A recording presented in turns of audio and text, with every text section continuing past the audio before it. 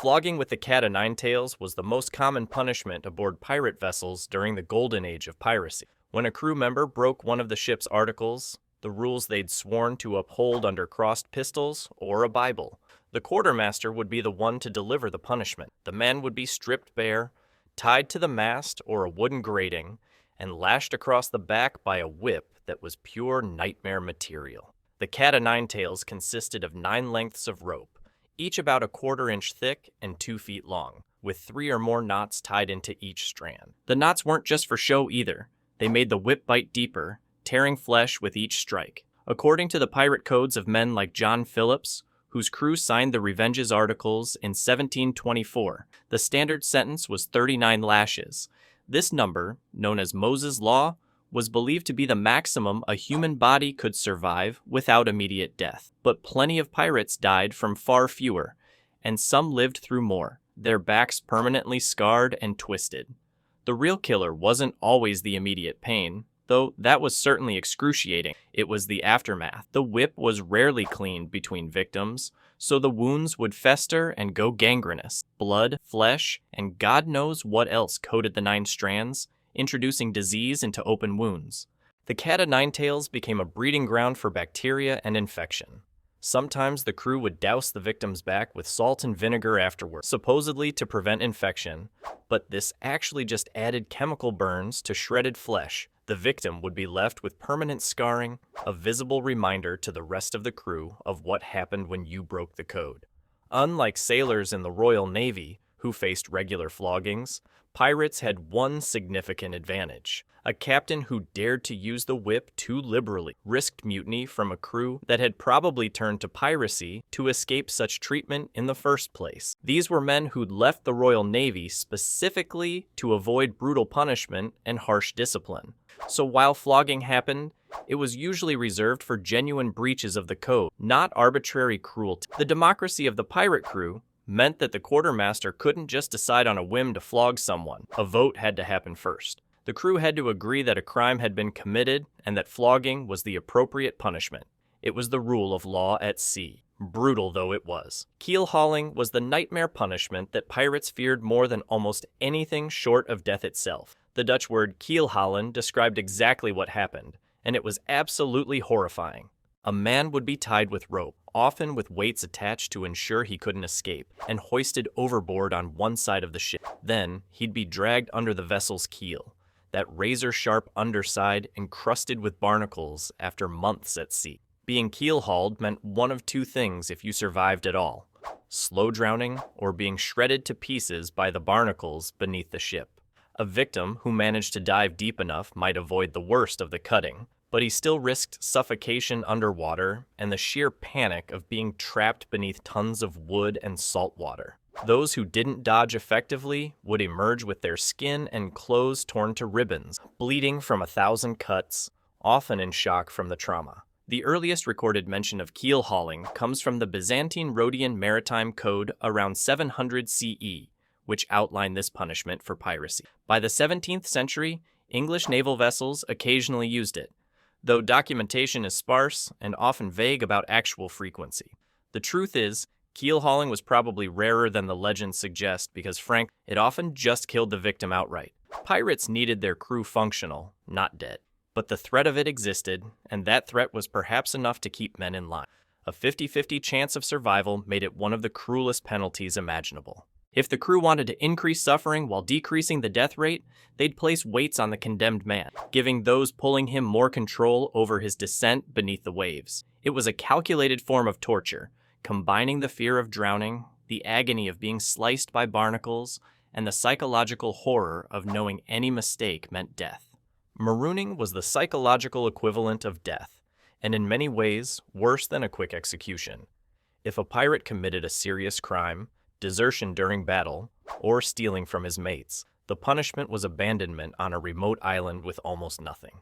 The crew would sail the unfortunate man to a desolate sandbar or isolated island with no fresh water, no food source, no shelter. He'd be given 1 bottle of rum, a pistol with powder and the clothes on his back. That was it. His former crew would sail away, leaving him alone with his thoughts and the approaching realization that he was going to die. The brilliance of marooning, from a brutal perspective, was that it offered the victim a choice. He could use the pistol and end it quickly, but doing so was considered a sin, damning his soul to hell. So he faced a slow death from starvation and thirst, surrounded by nothing but ocean and sky, perhaps wondering if he'd made the right choice joining the pirate life in the first place. The articles of Bartholomew Roberts' crew explicitly included marooning as a sentence for specific crimes. It was written down, agreed upon, signed with an X or a mark. This wasn't arbitrary captain's justice. It was democracy at its most dark. The majority voted on guilt, and the majority often voted for marooning. The psychological torture must have been immense. Imagine days or weeks alone on a sandbar, rationing rum, watching ships pass on the horizon that would never come to rescue you. Seabirds circling overhead, the sun beating down relentlessly. No fresh water, no hope. There's a story of Edward England, a pirate captain, being marooned on an island in the Indian Ocean in 1720. But England and his companions weren't quite finished yet. After 4 months of surviving on that desolate shore, they built a crude boat and managed to sail to Madagascar. They were among the rare few who escaped marooning alive. For most, the island was a grave, and the ocean was their monument. Mutilation was a permanent reminder of failure, a brand that lasted for life. If a pirate stole from a fellow crew member, a serious crime in a society where property was sacred, the punishment was disfigurement. Bartholomew Roberts' code specified that a thief would have his ears slit off and his nose cut away.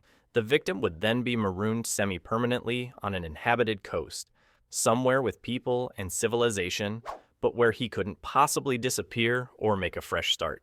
The psychological impact was devastating. A man without ears, without a nose, couldn't hide. Everywhere he went, everyone saw his crime written on his face. Finding honest work, securing a position on a regular ship, building a life, all became impossible. These visible marks of shame preceded him everywhere. Other pirates and captains, like the notorious Edward Lowe, took mutilation further into pure sadism. Lowe was known for torturing the passengers of captured merchant ships with creative fury. He'd cut off ears as a warning, but he also delighted in more elaborate cruelties. One Portuguese captain captured by Lowe had his lips removed. Lowe then cooked them and forced the man to eat his own lips while still alive. It was a form of torture that served no practical purpose except the enjoyment of inflicting suffering and demonstrating absolute power. Mutilation also served another function on the pirate code. It was a branding system. A pirate marked by cropping could never return to legitimate society. There was no hiding, no redemption, no second chances.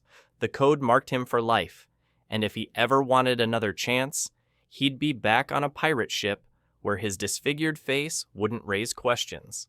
Cropped ears, a slit nose, these weren't just punishments. They were declarations of eternal exile from civilized company. Torture methods employed by pirates varied from the creative to the absolutely deranged. Some techniques were borrowed from older traditions, adapted for life at sea. One method involved tying a cord around the captive's head and tightening it until the eyes literally popped out of the sockets. It was pure sadism. Another was ducking at the yardarm. This involved hoisting a bound victim by a rope slung under his groin and armpits up to the yardarm, then dropping him so he'd plunge into the sea. Just before he drowned, the crew would haul him back up, gasping. They'd repeat this again and again until the victim talked or lost consciousness. The shock of water flooding the lungs, the suffocation, the brief moments of air that kept him alive, created a cycle of psychological and physical agony that broke men's minds. Some pirates employed sweating, where a victim was tied by a short rope to the mast while the crew attacked him with swords and pikes, slashing and poking, sometimes while musicians played fiddles to add insult to injury. The man was forced to dance and run, avoiding the blades, until exhaustion and blood loss took their toll. Another technique called strappado involved tying a victim's hands behind his back with rope, running the rope over a yardarm, and dropping him so his body fell but jerked to a stop before hitting the deck. The sudden halt dislocated both shoulders and prevented normal breathing, leading to slow suffocation. Even something as seemingly benign as tickle torture was employed. Restrained victims were repeatedly tickled with feathers, or, worse, with sea creatures like fish until they lost consciousness from the psychological and physical distress. The creativity of cruelty seemed endless. These weren't interrogation methods aimed at extracting information primarily. These were tortures designed to terrify captured merchants into surrendering their cargo without resistance. A pirate ship approaching with the knowledge that capture meant such horrors spread fear across trade routes far more effectively than any cannon. Thank you very much for watching this video about pirate punishments. If you learned something new or enjoyed learning about the brutal realities of the Golden Age of Piracy, please leave a like and a comment down below with your thoughts. Subscribe to the channel if you'd like to see more videos exploring history's darker corners. And if you want a follow-up video diving deeper into specific pirate codes or the lives of famous pirates, let me know. Thanks for watching, and I'll see you in the next one.